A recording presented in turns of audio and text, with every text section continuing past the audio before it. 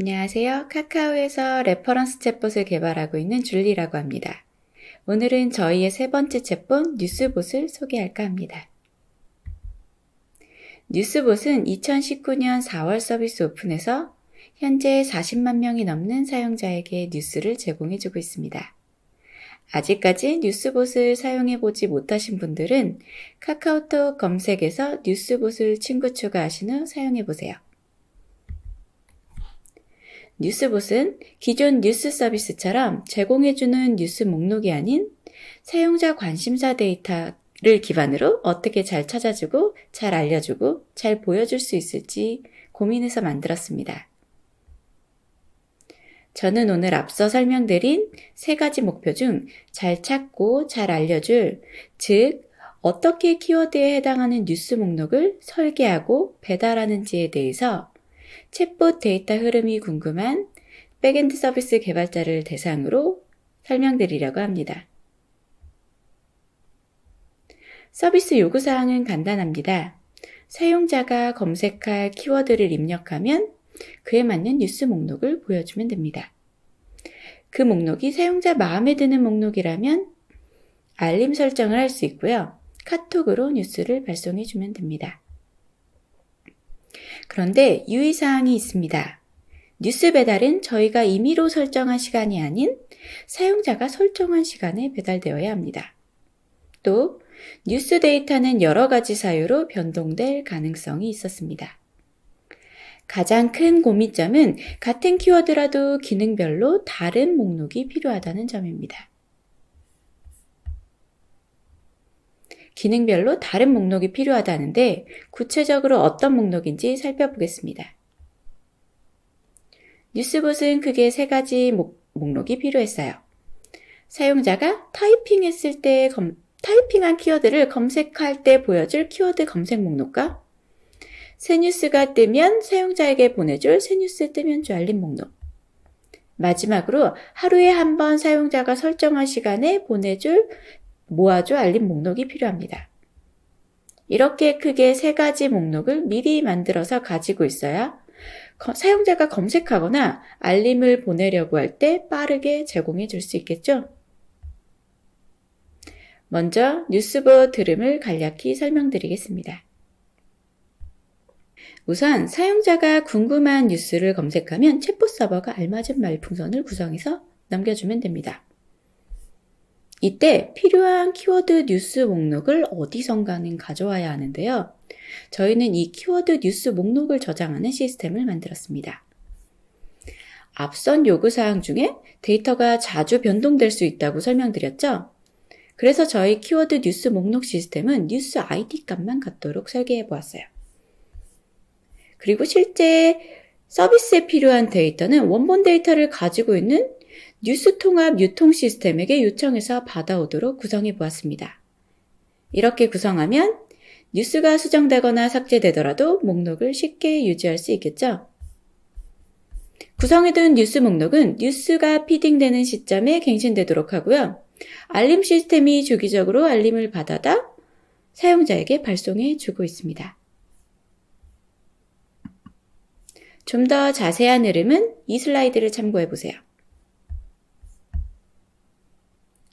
이제 키워드에 해당하는 뉴스 목록을 어떻게 잘 찾아줄 수 있을지 설명드리겠습니다. 우선 뉴스 목록 갱신은 언제 어떻게 할까요? 저희는 뉴스 목록 갱신을 키워드가 피딩되는 시점에 하도록 했습니다. 이 슬라이드는 뉴스봇 흐름도의 상단 부분을 확대해 본 건데요. 뉴스가 피딩되는 시점에 키워드 뉴스 목록이 갱신되는 걸 잘 설명해 주고 있어요. 우선 뉴스가 피딩되면 키워드를 추출하는 과정을 거칩니다.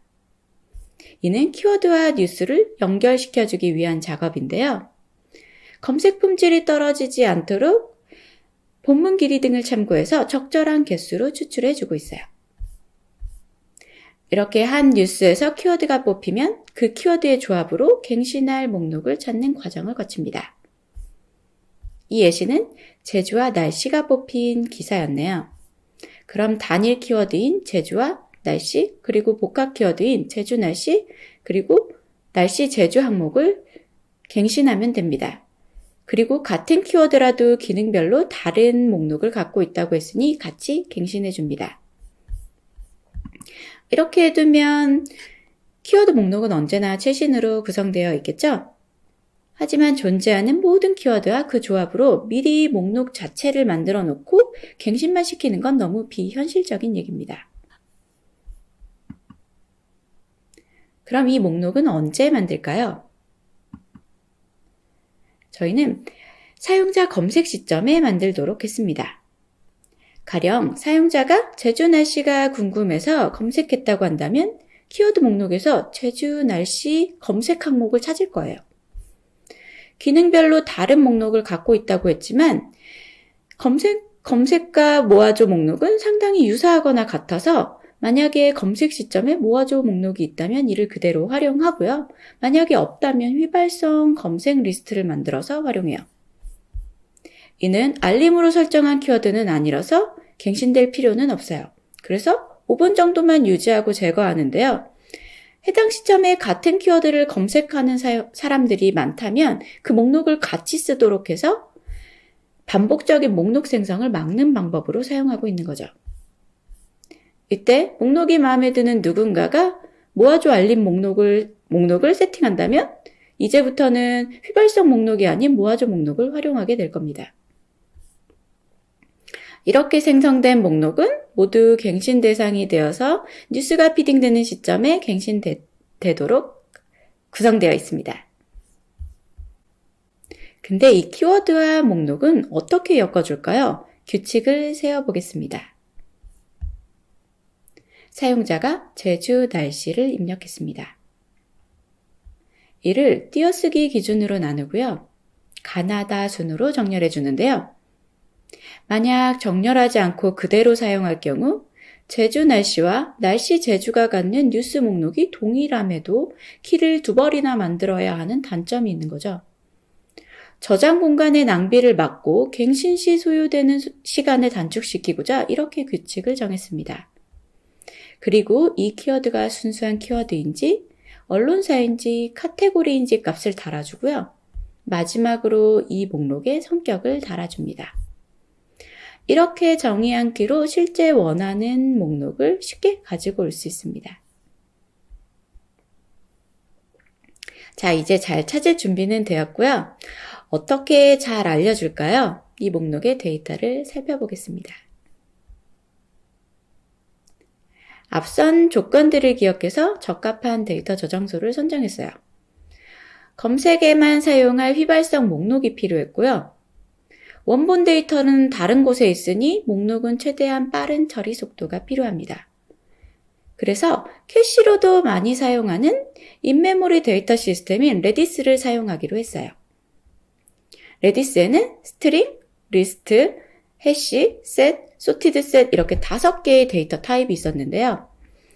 중복 발송되면 안 되고 시간값으로 정렬이 필요해서 소티드 셋을 활용하려고 합니다. 소티드 셋은 스코어 멤버의 셋으로 저장되는데요. 스코어로 정렬이 가능하고 멤버의 유니크 값을 보장해 줍니다. 물론 스코어는 중복돼도 상관없어요. 그래서 랭킹 시스템으로도 많이 활용합니다.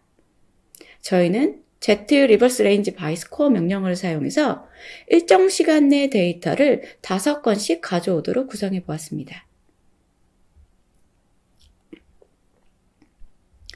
실제 데이터는 이런 식으로 들어 있습니다. 스코어에는 기사 생성일을 넣고요. 멤버에는 뉴스 아이디 값을 넣어서 중복 뉴스가 저장되는 걸 방지해 줍니다. 그리고 최신의 데이터를 빠르게 탐색하는 데 초점이 맞춰져 있는 뉴스봇은 과거의 뉴스를 많이 저장할 필요는 없어요. 그래서 저희는 갱신 시에 최신 50건의 데이터만 저장하도록 구성해 보았습니다. 이렇게 저장해 놓은 데이터를 사용자에게 제공해 주는데요. 검색은 최신 순으로 정렬해서 5건씩 제공해 주고요. 모아줘의 경우 이벤트 발생 시간 기준으로 24시간 내에 기사를 제공하고 있습니다. 뜨면조의 경우 한 건씩 발송했을 때 유저가 느낄 피로도를 줄이기 위해 최소한의 묶음인 10분 내에 기사를 제공하고 있어요. 두 알림 모두 검색했을 시점에 기사가 있어야만 알림으로 발송해주고 있습니다.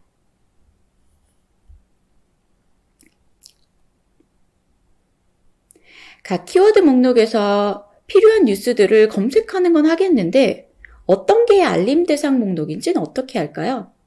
대상을 선정해 보겠습니다. 눈치채셨겠지만 키를 만들 때 누가 언제 어떤 알림을 받을 것인지에 대해선 키에 따로 적어주지 않았습니다. 이름 모두 알림 시스템에 위임해 두고요. 대신 해당 시점에 갱신된 키워드는 알아야 알림 시스템이 사용자에게 발송해 줄 수 있을 텐데요. 그래서 처음 계획은 업데이트된 키를 알림 시스템 스트림으로 흘려주려고 했습니다. 하지만 날씨와 제주같이 일반적인 키워드인 경우에는 비슷한 뉴스가 쏟아질 때 리스트가 계속 갱신되겠죠? 그러면 스트림으로 계속 중복으로 쌓이게 됩니다. 스트림으로 중복 처리하는 건 비효율적이라는 판단으로 다른 방법을 생각해 보게 돼요. 그래서 업데이트된 키워드 키 목록 자체를 만들어서 알림 시스템에 활용하려고 합니다. 업데이트된 키워드 키 목록 역시 소티드 셋을 활용합니다. 이때 스코어에는 갱신 시간을 넣고요. 멤버에는 키워드 키 값과 10분 유니크 보정 값으로 시간 값을 적어줘요. 무슨 얘기인지 살펴보겠습니다. 날씨 목록이 갱신되었습니다. 이때 키값 끝에 유니크 보정 값을 덧붙여서 9시 0분으로 저장합니다. 7분에 날씨가 또 갱신되었습니다. 이때는 갱신 시간 값만 갱신해줍니다. 이제 10분이라는 최소 텀에 날씨가 1개만 들어있게 되겠습니다. 이제 다음 텀으로 가볼게요. 10분에서 20분 사이에 즉 14분의 목록이 갱신되었습니다. 이때 유니크 보장값이 10분으로 변경되었으니까 새로운 키값으로 인식되어 새로 저장됩니다. 이렇게 저장해두면 10분이라는 최소 텀에 날씨를 한 번씩 알려줄 수 있겠죠? 별다른 중복 처리 없이 말이죠. 실제 저장되어 있는 값으로 살펴볼게요. 앞서 설명드린 것과 같이 데이터가 구성되어 있습니다. 9시 대상 모아줘 목록 뭐 있어? 라고 물어봤을 때는 전날 9시부터 오늘 9시 직전까지 24시간 내에 업데이트된 키워드 키 값을 요청할 거예요. 여기서도 Z 리버스 레인지 바이 스코어 명령어를 사용하는데요. 이때는 민맥스에 해당하는 모든 값을 가져와서 알림 시스템으로 보내주고 있습니다.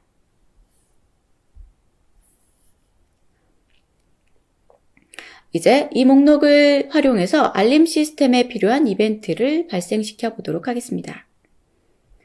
배치로 단순한 이벤트만 발생시키면 되는 프로야구복 같은 경우에서는 에어플로우를 이용해 봤는데요. 뉴스봇은 한 번 실행으로 여러 개의 이벤트를 발생시켜야 돼서 나이파이를 이용해 보려고 합니다.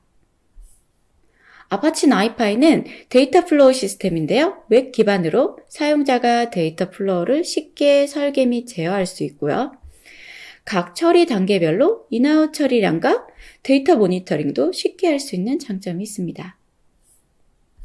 저희는 이걸 이용해서 이벤트를 발생시킬 건데요. 10분마다 이벤트를 발생시켜서 모아줘, 뜨면 줘, 보낼 알림 목록을 가져오고요.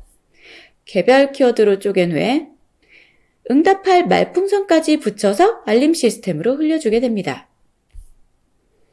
그럼 알림 시스템이 9시에 해당하는 키워드 알림을 받는 대상자를 추출해서 알림을 발송하게 됩니다. 이러한 흐름으로 뉴스봇은 사용자에게 키워드를 찾아주고 알려주고 있습니다. 그러던 어느 날 문제가 생겼습니다. 알림이 조금 늦게 온다는 제보를 받습니다. 이는 예기치 못한 코로나19가 발생했기 때문인데요. 사용자들은 저희가 뉴스봇을 설계한 목적에 맞게 관심 지역 뉴스를 빠르게 찾아보고 알림받기를 원했습니다. 그런 사용자들이 많아짐에 따라 알림이 점점 밀리고 있었던 거죠. 처음부터 설계를 다시 할 수는 없으니 빠르게 해결할 방법을 찾아보기로 했습니다. 첫 번째 방법으로는 업데이트된 키워드 키 목록을 정제하기로 합니다. 키워드 알림 수는 코로나19 직전 대비 무려 10배나 증가했는데요. 갱신되는 키는 누군가는 알림을 받을 것이다 라고 가정했던 초기 전제가 대상자 선정을 비효율적으로 만들었던 거죠. 9시 모아줘 알림 발송 대상 목록은 실제 24시간 내에 업데이트된 키였던 거지 9시에 실제 알림을 설정한 유저가 있는 키는 아니었던 거죠. 이를 실제 9시에 설정한 유저가 있는 키워드인지 한 번 더 필터링해서 넘겨주는 작업을 하게 됩니다. 이렇게 해서 해당 시점에 한 명도 알림을 받지 않는 키워드를 불필요하게 처리하느라 시간을 낭비하지 않도록 해주었어요. 다 처리한 것 같은데 이상하게 1분씩 늦는 기분이 들었어요. 뭘까 하고 살펴보다 보니까 나이파이 시작 부분에서 문제를 찾았습니다. 나이파이에서는 각 프로세서별로 스케줄링 기능을 제공하고 있었는데요. 프라이머리 노드에서만 실행하라고 스케줄링을 걸었음에도 불구하고 자꾸 전체 노드에서 실행되는 문제가 있었던 거죠. 그래서 스케줄링을 이용하지 않고 에어플로우 배지로 나이파이 한 개 노드를 API로 호출하고 있었던 겁니다. 그렇게 호출하고 있었던 트리거인 에어플로우 잡이 무려 1분가량 늦게 호출되고 있었던 거죠.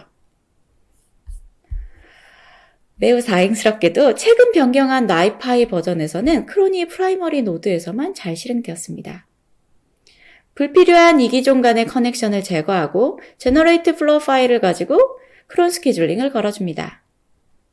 자, 이제 서버 시간만 정확하면 10분마다 잘 실행될 거예요. 이렇게 해서 알림 빌링까지 모두 처리했습니다. 지금까지 어떻게 키워드에 해당하는 뉴스 목록을 잘 설계하고 배달하는지 설명드렸습니다.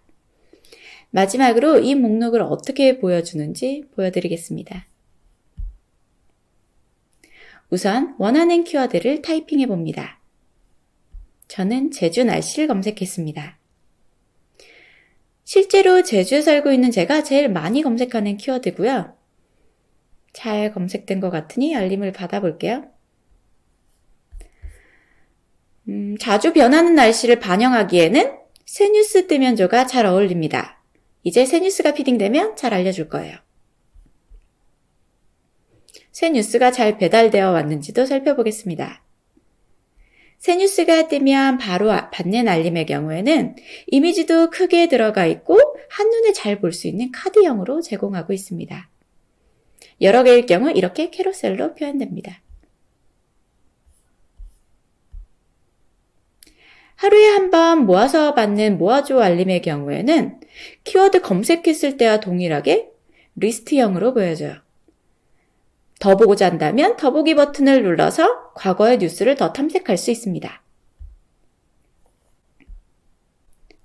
지금까지 뉴스봇이 어떻게 사용자 키워드를 잘 찾아주고 알려주고 보여주는지 설명드렸습니다.